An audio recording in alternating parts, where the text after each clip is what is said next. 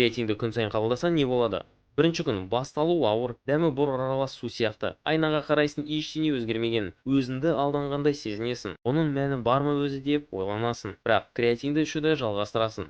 Жетінші күн шөлдеу күшейеді. Литрлап су ішесің. Таразы плюс 3 фунт көрсетеді. Семіріп кеттім бе деп паникаға түсесің. Бірақ жоқ, бұлшықеттерің су сұрап тұр. Оны губка сияқты жасушалардың ішіне тартып алады. 14-ші күн қанығу кезеңі басталады. АТФ қоры толық толады. Дене реактивті отын құйылғандай күйге енеді. Залдағы ауыр салмақ жеңіл сезіледі. Шаршау жоқ, үлкенірек көрінесің. Себебі шынымен үлкейдің. 30-ші күн әңгіме тек бұлшықет емес, бастағы тұман жоғалады. Креатин нейрондарды да қоректендіреді. Зейіннің өте жоғары. Бұрын сындыратын соңғы қайталау енді оңай орындалады. Қалпына келу жылдамдығы тіпті қорқынышты деңгейге жетеді. 60-ші күн айнаға қарап басқа адамды көресің. Сен тоқтаусызсың, неғұрлым толы, тамырлары әрі күштісің. Сен тек бұлшықет өсірген жоқсың, өзінің биологиялық теміріңді прокачка жасадың.